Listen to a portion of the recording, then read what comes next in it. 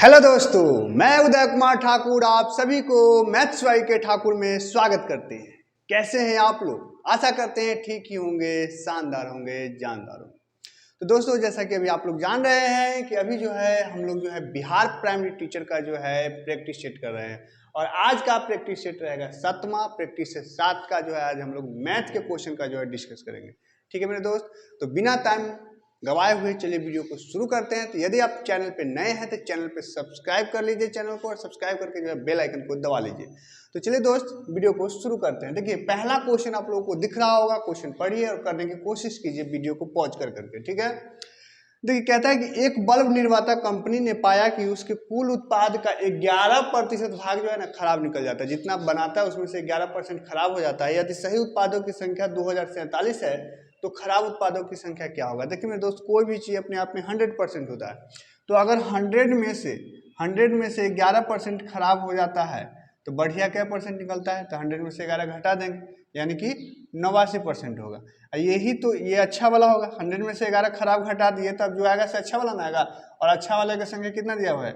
2047, यानी कि 89% का मान दे दिया कितना? 2047। ठीक है मेरे दोस्त, तो हमसे क्या पूछा है? तो खराब उत्पादों की संख्या बताइए, यानी 11% का मान पूछ रहा है। तो 11% बराबर क्या होगा? अगर 1% का मान निकालेंगे तो ये इधर गुना में उधर जाएगा तो भाग में, यानी कि 20/47 अब बटा कितना? 89।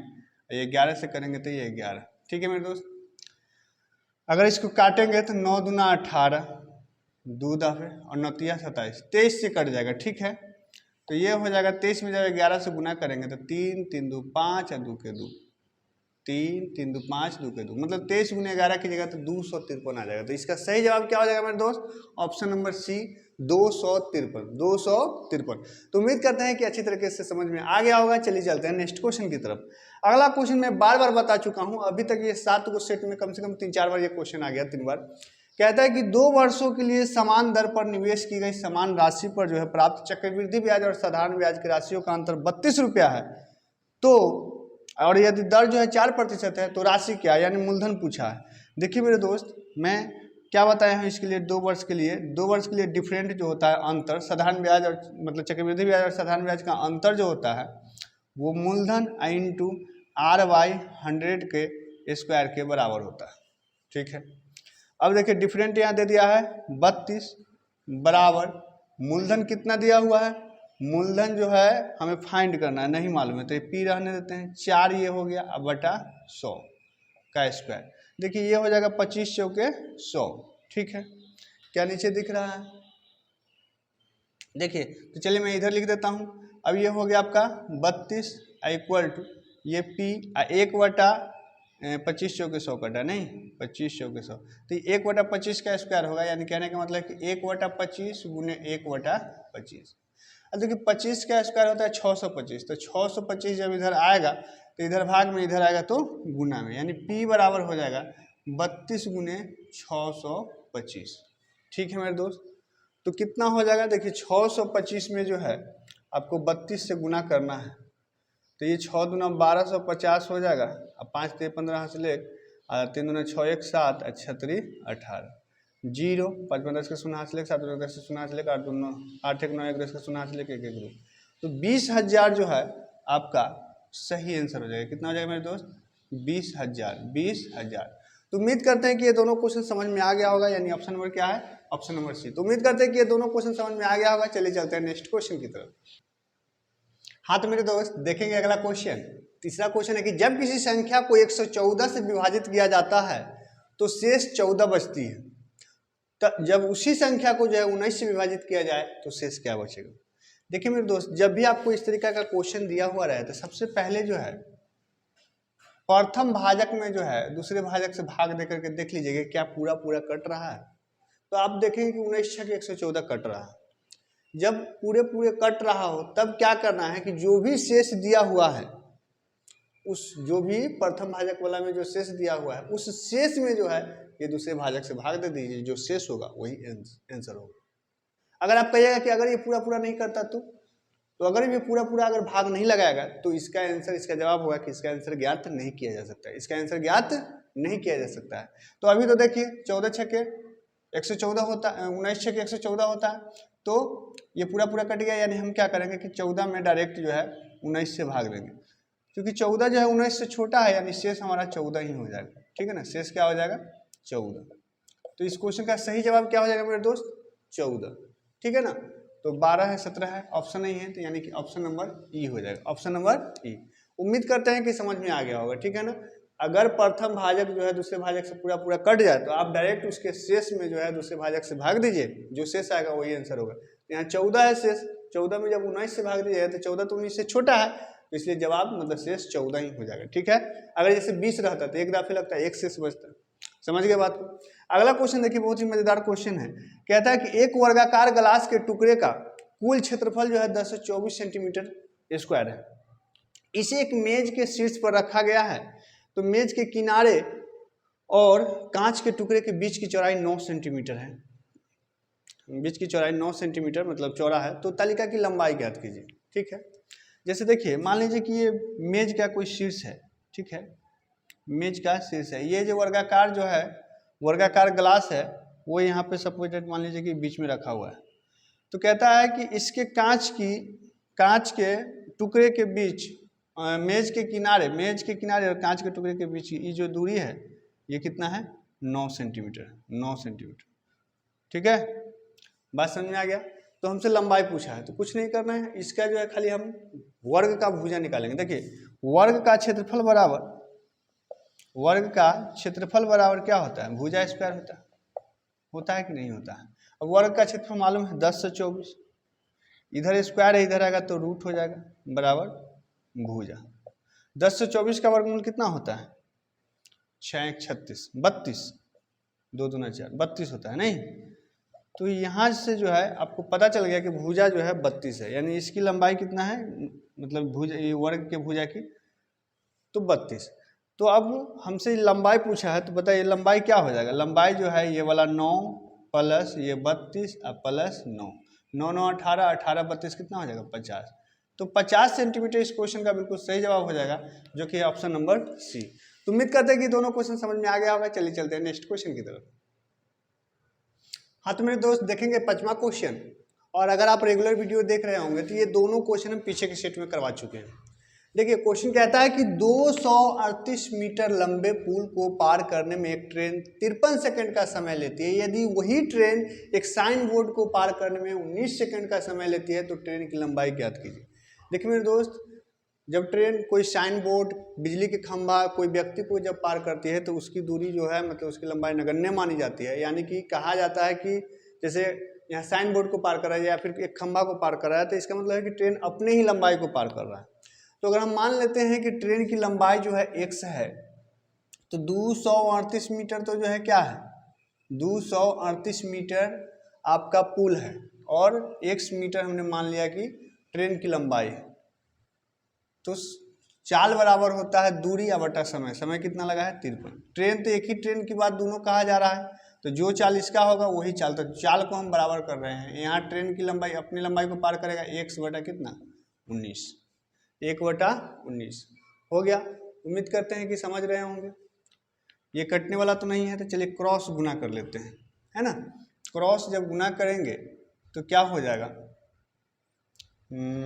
क्रॉस जब गुना करेंगे तो ये हो जाएगा आपको 238 गुने 19 अब प्लस में 19x अब बराबर में ये 53x। ठीक है मेरे दोस्त, 19x उधर जाएगा तो माइनस हो जाएगा, तो ये हो जाएगा 238 गुने 19 अब बराबर 53x अब माइनस 19x। जब ये माइनस करोगे आप तो ये हो जाएगा आपको 238 गुने 19 अब बराबर 13 में से 9 गया 9 4 13 में 4 में से 1 गया 3, 34x हो जाएगा। 17 से कट रहा है 17 है ना, 6 17 छके 68 कट रहा है, 17 एक दाफे और 17 छके 68। ठीक है, और 17 दूना 34, फिर 2 से जो है 2 सते 14, तो 19 सते जो है x बराबर 19 सते कितना हो गया 19 गुने 7 यानी कितना हो गया 19 सते 133। तो 133 मीटर जो है आपका ट्रेन की लंबाई है, जो कि है ऑप्शन नंबर सी। ठीक है, 17 से काटे 17 दूना 34, 17 से ये 14 दफे कटा, फिर 2 से 14 को 2 से काटे तो 7 दूना 14, 7 में 19 से गुना हुआ, 19 से तो 133, तो 133 मीटर इस ट्रेन की लंबाई हो गया। उम्मीद करते हैं कि समझ में आ गया होगा। अगला क्वेश्चन देखिए, कहता है 972 मोबाइल किसी कक्षा में छात्रों को बराबर बराबर संख्या में कितने तरीकों से बांटे जा सकते हैं। अगर आप सोच रहे होंगे कि ये जो है आपका जो है क्रमचय संचय का क्वेश्चन है, तो जी नहीं, ये इसमें जो है कहता है कि 972 मोबाइल है, आप बराबर बराबर की संख्या में कितने तरीकों से छात्रों के बीच बांट सकते हैं, यानी कि ये नंबर ऑफ फैक्टर पूछ रहा है, गुणनखंड की संख्या पूछ रहा है। तो चलिए हम लोग जो है 972 का जो है गुणनखंड करते हैं। 2 से लगेगा, 2 चौके 8, 1 बचा, 17 2 8 16, 2 छक 12, फिर 2 से लगेगा, 2 दूना 4, 2 चौके 8, 2 तिया 6, है ना। अब 2 से नहीं लगेगा, 3 से, 3 8 24, 3 1 10, फिर 3 से 27 तिया 81, 3 से 9 तिया 27 और 3 से 3 तिया 9। तो यहाँ हमने देखा कि 972 बराबर आ गया, 2 गो तो 2 आया, 2 का पावर 2, 3 क्या गो आया, 1 2 3 4 5 और 3 जो है 5 गो आया।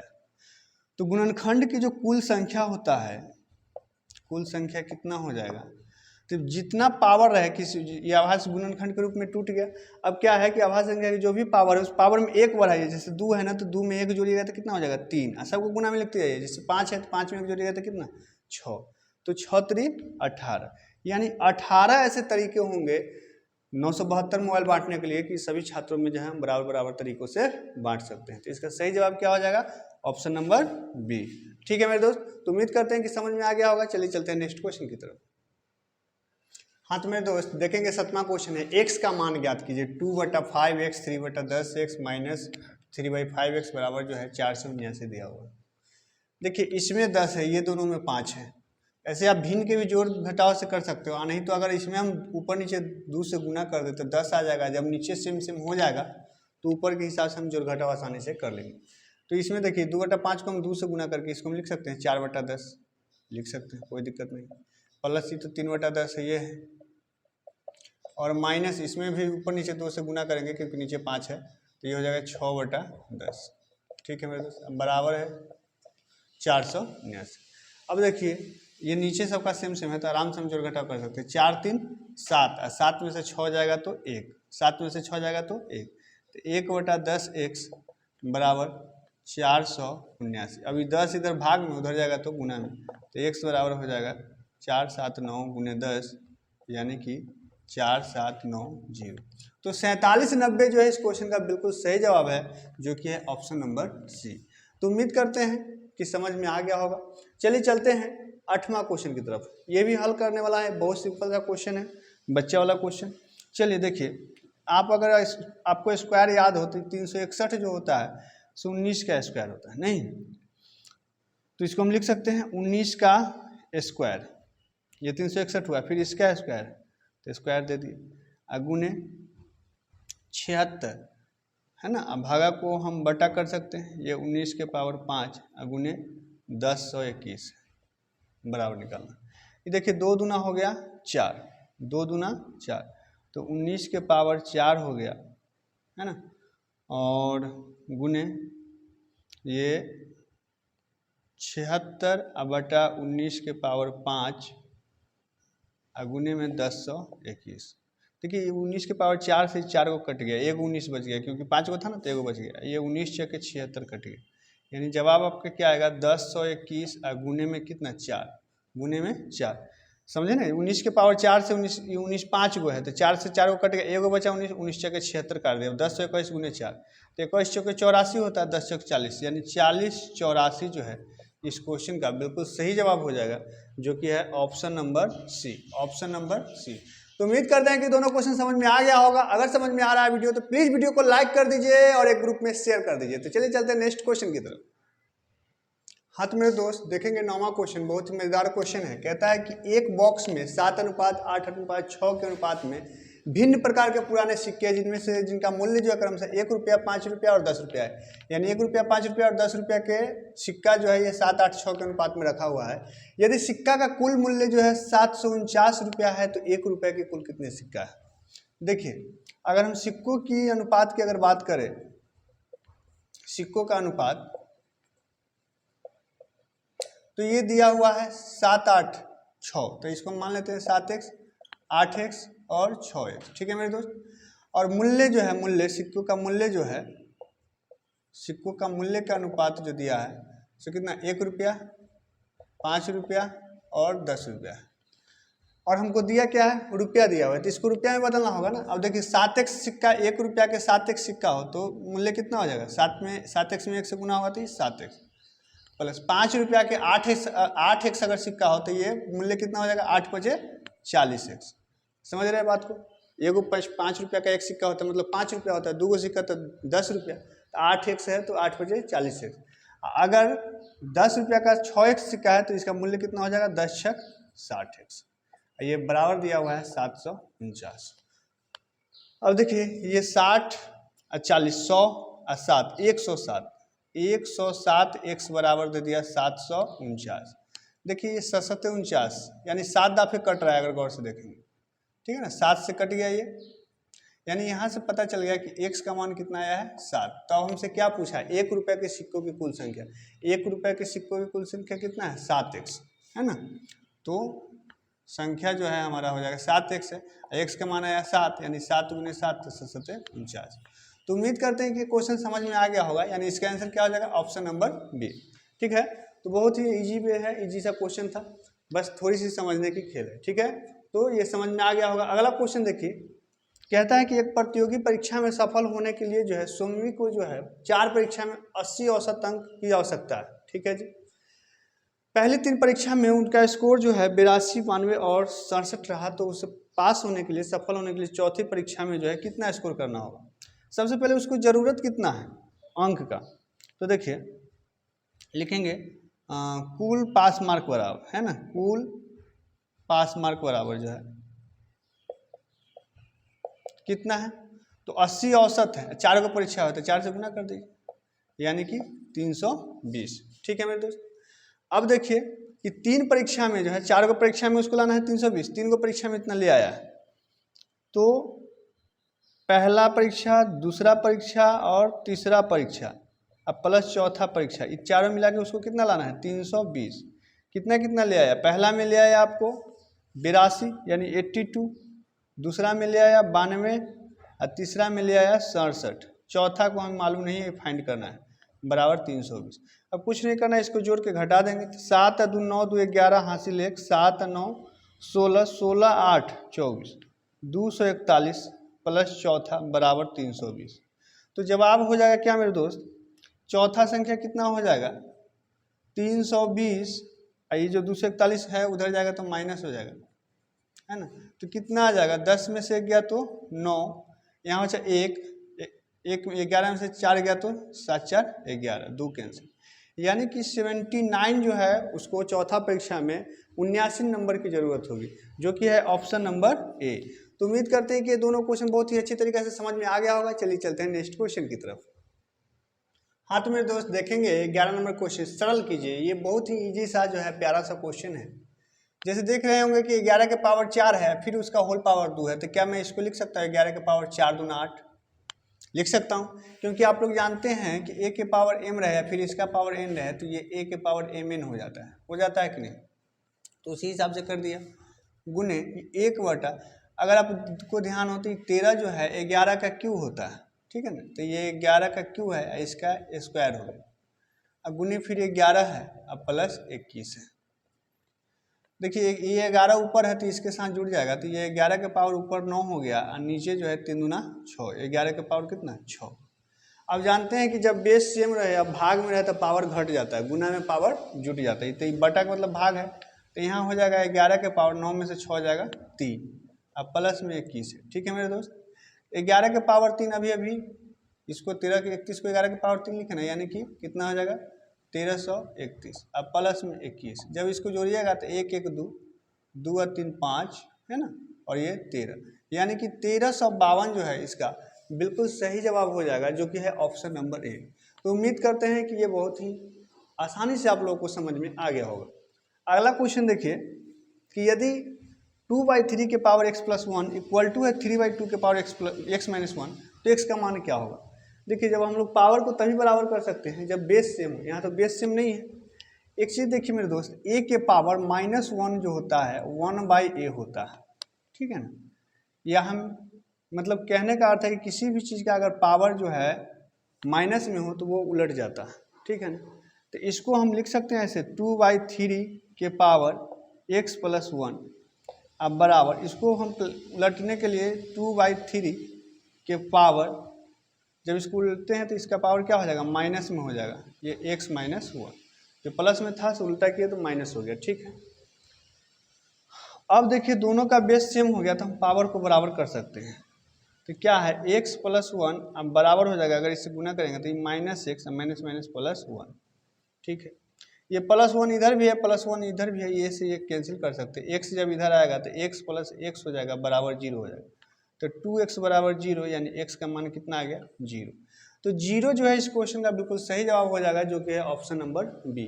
तो उम्मीद करते हैं कि दोनों क्वेश्चन समझ में आ गया होगा। चलिए चलते हैं नेक्स्ट क्वेश्चन की तरफ। हाँ तो दोस्त देखेंगे ये 13वां क्वेश्चन है आपका।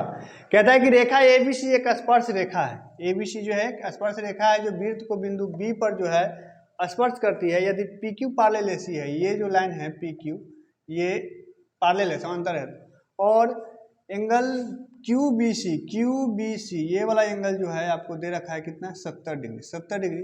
तो आपसे पूछा है कि PBQ का मान बताइए। PBQ ये वाला एंगल आपसे पूछ रहा है कि कितना हो, ठीक है। देखिए मेरे दोस्त, जब आपको दो रेखा इस प्रकार से पैरेलल हो जिसमें से एक वृत्त का स्पर्श रेखा हो, ठीक है ना, और यहाँ का एंगल अगर आपसे पूछता है इस प्रकार से, जब त्रिभुज बन रहा हो और यहाँ का एंगल जब पूछे इस बीच वाले की इसका एंगल, तो इसका एक डायरेक्ट फार्मूला बनता है कि 180 में से ना इस एंगल का दुगना करके घटा दीजिए, ठीक है ना। तो एंगल PBQ बराबर हो जाएगा 180 -2 गुने कितना 70। तो 180 - 140 तो कितना हो जाएगा 40 डिग्री। तो 40 डिग्री जो है इस क्वेश्चन का बिल्कुल सही जवाब हो जाएगा, जो कि है ऑप्शन नंबर बी। तो उम्मीद करते हैं कि समझ में आ गया होगा। अगला क्वेश्चन देखिए कि 6/25, 6/45 और 3/35 का जो है लघुत्तम समापवर्तक क्या होगा। देखिए मेरे दोस्त, भिन्न का अगर किसी भिन्न का जो है लघुत्तम समापवर्तक जो है निकालने के लिए कहता है तो क्या कीजिए, ऊपर वाला का यानी अंश का लसा कीजिए। जो चीज़ पूछा है ऊपर वाला का वही चीज़, जैसे लसा पूछा तो ऊपर वाला का अंश का लसा, और नीचे वाला यानी हर का जो है मौसा कर दीजिए, हर का मौसा। अगर इसका मौसा पूछता है तो ऊपर वाला का मौसा करते, नीचे वाला का लसा। तो देखिए यहाँ 6, 4, 3 का लघुत्तम क्या होगा, 6, 4, 3 का लघुत्तम 12 होगा, 6 दूना 12, ठीक है। 6, 4, 3 का लघुत्तम 12, और 25, 45, 35 का जो है लसा क्या होगा, तो 25, 45 लसा कौन संख्या जो तीनों को काट देगा था 5, ठीक है ना। तो 5, तो 12/5 जो है इसका सही जवाब हो जाएगा, जो कि है ऑप्शन नंबर सी। तो उम्मीद करते हैं कि ये दोनों क्वेश्चन समझ में आया होगा। चलिए चलते हैं नेक्स्ट क्वेश्चन की तरफ। हाँ तो दोस्त देखेंगे 15वां क्वेश्चन है आपका कि यदि √5 + √3/√5 - √3 = a + b√15 है तो a का मान क्या होगा। चलिए इसको हम लोग सॉल्व करते हैं। देखिए √5 + √3, ये √5 - √3, इसको रेशनलाइज करोगे यानी हर पर में करें तो कितना से गुना होगा, √5 + √3 से नीचे जो रहता है उसी से गुना होता है, लेकिन चिन्ह बदल जाता है, √5 √3। तो देखिए ये सेम है, तो ये √5 + √3 का होल स्क्वायर हो गया, और नीचे a + b और a - b, तो a² - b² यानी √5 का स्क्वायर और -√3 का स्क्वायर। इसको जब a + b के होल स्क्वायर पर तोड़ोगे तो √5 का स्क्वायर 5 + √3 का स्क्वायर 3 और +2ab यानी 2 और √5 × √3, और नीचे √5 का स्क्वायर 5 हो गया और -3 हो गया, ठीक है मेरे प्यारे दोस्त। तो ये देखिए 5, 3, 8 है ना, 5 और 3 8, आई 5, 3, 15 + 2 √15, और नीचे 5 में से 3 जाएगा तो 2, इसमें से 2 कॉमन ले सकते हैं, तो ये 4 + √15 हो जाएगा बटा में 2, ये 2 से 2 कट गया, यानी कितना आ गया 4 + √15 आ गया। जब हमने इसको सॉल्व किया तो 4 + √15 आया, इसी का मान तो दिया हुआ है क्या a + b√15। तो जब आप इसको वेरिएबल को मतलब जब आप तुलना करोगे तो देखो यहाँ a का मान जो है कितना हो गया 4, ये √15 तो है ही है। अगर b का मान पूछता तो यहाँ 1 छुपा हुआ है, क्योंकि 1 नहीं लिखा था, तो b का मान 1 होता। तो फिलहाल हमसे a का मान पूछा है, तो a का मान कितना हो जाएगा 4। तो 4 नहीं है, a का मान 4 नहीं है, a बराबर हमारा 4 आया है, तो 4 नहीं है, तो हम किसके साथ जाएंगे, ऑप्शन नंबर ई के साथ, ठीक है ना। तो इसमें a का मान कितना आएगा 4। उम्मीद करते हैं कि समझ गए होंगे। देखिए अगला क्वेश्चन है कि 42.25 का जो है वर्गमूल ज्ञात कीजिए। देखिए अगर किसी कोई पूर्ण वर्ग दिया हुआ हो और उसका इकाई अंक क्या है 5 है, तो उसके वर्गमूल का भी इकाई अंक हमेशा 5 ही होगा, इसमें कोई शक नहीं, ठीक है ना।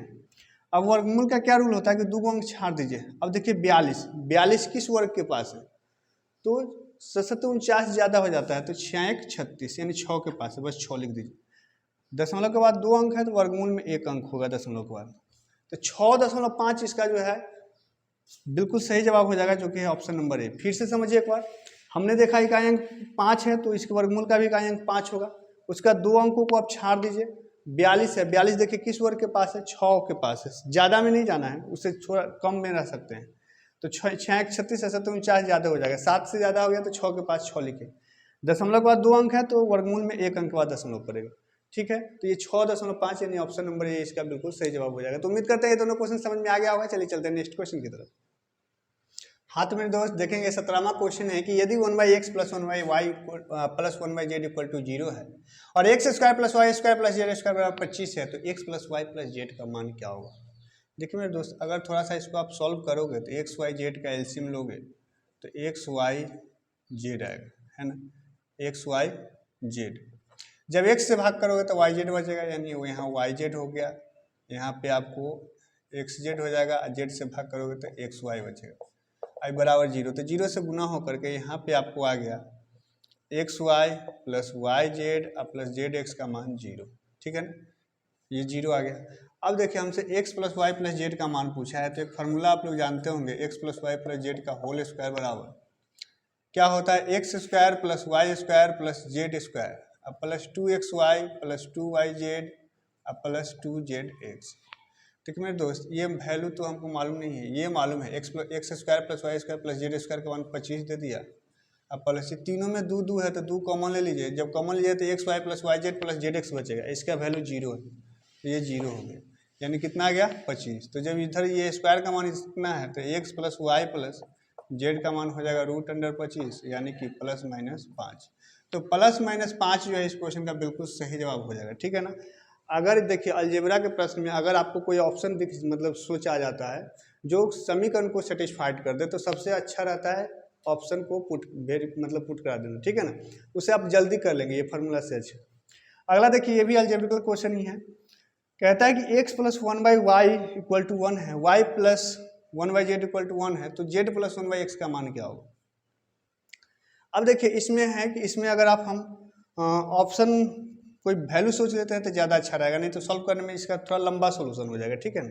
देखिए x का मान अगर हम 1/2 मान लेते हैं, ठीक है, अब प्लस 1 है तो यहाँ y का मान 2 मान लेते हैं, तो ये 1/2 1/2 1 हो गया, यानी यहाँ से पता चला कि हमने x का मान 1/2 रखा है और y का मान 2 रखा है। अब यहाँ देखिए जब ये 2 हो जाएगा, ये 1 लाना है, तो इसका मतलब है कि z का मान -1 रखना होगा, तभी तो 1/1 आएगा, माइनस में 2 में से एक जगह 1 आएगा, यानी इससे पता चलेगा कि z का मान हमने क्या रखा -1। तब हमसे क्या पूछा है, z + 1/x बराबर, z का मान है आपका -1 और x का मान है कितना 1/2, तो 1 ये प्लस में 1 बटा x का मान है 1/2, तो ये 2 जब तीसरा बटा ऊपर जाएगा तो ये हो जाएगा -1 + 2, 2 में से एक जाएगा तो 1, तो 1 इस क्वेश्चन का बिल्कुल सही जवाब हो जाएगा, जो कि है ऑप्शन नंबर बी। तो उम्मीद करते हैं कि दोनों क्वेश्चन समझ में आ गया होगा। चलिए चलते हैं नेक्स्ट क्वेश्चन की तरफ। हाँ तो मेरे दोस्त देखेंगे 19वां नंबर क्वेश्चन है कि आकृति में जो है x का मान ज्ञात कीजिए। इस आकृति में जो है ये x है, इसका मान ज्ञात करना है, तो कैसे होगा। तो देखिए इस आकृति में x का मान निकालने के लिए पहले देखिए 1 2 3 4 5 पंचभुज है, और पंचभुज का जो है अंतः कोणों का योगफल जो होता है, यानी कि सारे कोण का जो अंदर जो कोण बने उसका योगफल जो होगा, पंचभुज के अंतः कोणों का योगफल जो हो जाएगा, सो n इंटू n-2 गुने x, एक मिनट, क्या होता है n-2 गुने 180 डिग्री होता है, क्या होता है n-2 गुने 180 डिग्री, ठीक है ना। जैसे त्रिभुज है, त्रिभुज में हम लोग जानते हैं कि 180 डिग्री का कोण होता है, क्या यही फार्मूला से होता है। देखो त्रिभुज में 3 भुजा होता है, n के मान 3 रखोगे तो 3 में से 2 जगह 1 में 180 से गुना होगा तो 180 होगा। तो यहाँ पंचभुज है तो 5 रखेंगे तो 5 -2 गुने 180, 5 में से 2 जाएगा तो कितना हो जाएगा 3, अब 3 गुने हो गया 180 यानी 18 तिहाई 24, 540 डिग्री है ये सभी कोणों का योग, ठीक है ना, 540 डिग्री। तो देखिए, तो अगर जैसे इसका कुछ हम नाम रख देते हैं, चलिए हम यहाँ से नामकरण शुरू करते हैं, 1 है, ये 2 है, ये 3 है, ये 4 है, ये 5 है, ठीक है ना। तो angle 1 plus angle 2 plus angle 3 plus angle 4 plus angle 5 का मान कितना हो जाएगा 540। अब अच्छा से समझिएगा थोड़ा सा, देखिए एंगल 1 पर जो है ये ऐसे दिया हुआ है, ये चिन्ह होता है 90 डिग्री का, यानी ये 90 डिग्री हो गया, प्लस एंगल 2 मालूम नहीं है, लेकिन देखिए यहाँ इसका बाहरी है 65, और किसी भी रेखा पर जो है जब एक कोण अगर 65 है तो ये टोटल बनता है पूरे रेखा पर 180 डिग्री, तो एक कोण जब 65 है तो दूसरा 180 में से 65 घटा लीजिए, 180 में से 65 घटाएंगे, अगर 70 घटाते तो 10 होता है, यानी कितना हो जाएगा 115, 115, ठीक है, तो इसका मान हो गया 115। अभी देखिए ई 80 है तो यहाँ कितना होगा, तो 180 में से 80 जाएगा तो इसका मान हो जाएगा आपको 100, ठीक है, ई तो 115 दिया हुआ है, ये है, ठीक है। अब यहाँ वाला हमें मालूम नहीं है, बराबर 540, ठीक है मेरे दोस्त। अब देखिए जोड़िए, तो 115 115 230, 230 है 100 तो 330, और 330 आई 90 तो कितना हो गया 420, 330 और 90 तो 420, तो एंगल 5 बराबर हो गया आपको 540 और माइनस में 420, तो कितना हो जाएगा ये 0, और 4 में से 2 जाएगा तो 2 120 डिग्री, ठीक है ना। ये 5 का मान 120 डिग्री हो गया, तो हमको x का मान निकालना है, तो इसीलिए एंगल x बराबर कितना हो जाएगा, ये दोनों का फिर 180 एक फल होगा, तो 180 माइनस 120 यानी कितना हो जाएगा 60 डिग्री।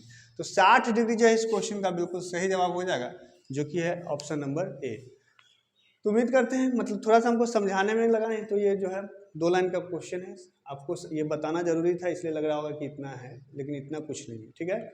तो 60 डिग्री इसका जो है आपका सही जवाब हो गया।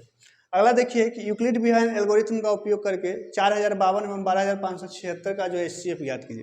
देखिए ये क्वेश्चन जो है ना हूबहू टेक्स्ट बुक से उठा करके जो है डाल दिया गया है। एक बात बताइए कि हमको सीधा HCF मौसा पूछा है, अब हम यूक्लिड बिहाइंड के एल्गोरिथम का प्रयोग करें एल्गोरिथम का या ना करें, भाग विधि से बना दे, क्या पता, मतलब उसको क्या जाता है, हमको तो सीधे सही आंसर आने से मतलब है। तो चलिए हम लोग बना लेते हैं मौसा HCF, कितना 12576 से, तो 3 से चला जाएगा, 4 तिहाई 12 यानी कि 2 तिहाई 6, 5 15 5 हासिल 1, 0 तो 1 और 4 तिहाई 12, 0 7 में से 5 गया 2 और 5 में से 1 गया तो कितना हो गया, ये 4 कैंसिल, 4 से 20 हुआ, ये 40 52, ठीक है, 9 से आ जाएगा क्या, तो ये 0 9 2 18 हासिल 1, 9 चक 36 है 1 37, तो ये हो गया 2 8 7 15, 2 कैंसिल, 272, ठीक है ना, दिख रहा है नीचे। अब देखिए ये 420 यहाँ आ जाएगा, तो अब तो 2 दफे जाएगा नहीं, 1 दफे, ये हो जाएगा 272, तो 8 7 4 11, ये 148, ठीक है ना। अब इधर ले लेता हूँ मैं, 148 से जो है ये आएगा इधर नीचे, तो 272, सॉरी कितना है 272, फिर 2 से लगेगा नहीं तो 1 दफे ही 148, 8 4 12, यहाँ से 6 में से 4 गया 2 कैंसिल। अब ये जो है 148 हुआ है ना, तो अब क्या दफे लगेगा 5 दफे, 24 बचे 120, 8 2 है ना। अब यहाँ जो है आपको 24 आया, फिर 1 दफे लगेगा, तो ये हो गया 1 मिनट 24 बचे 120 है ना, 24 6 के 100, 6 6 24 के 4 हासिल 2, 6 2 12 2 14, ठीक है, तो 6 से लगेगा यहाँ, 8 में से 4 जाएगा तो 4, यहाँ आ गया आपको 24, तो 4 6 24 कैंसिल हो गया, यानी इसका सही जवाब क्या हो गया 4। मौसा कितना आ गया मेरे दोस्त 4, ठीक है ना, थोड़ा सा जो है ये लंबा सीरीज था, तो मौसा 4 जो कि option number B, option number B. तो उम्मीद करते हैं कि ये क्वेश्चन भी समझ में आ गया होगा। तो ये आपका जो है इस सीरीज का जो है लास्ट क्वेश्चन था। उम्मीद करते हैं कि वीडियो अच्छा लगा होगा। तो अगर वीडियो अच्छा लगा है तो लाइक कर दीजिए, इसे कम से कम एक ग्रुप में शेयर कर दीजिए, और अगर अभी तक जो है चैनल को सब्सक्राइब नहीं किए हैं तो चैनल को सब्सक्राइब करके बेल आइकन को दबा दीजिए। तो मिलते हैं एक नए वीडियो में। जय हिंद।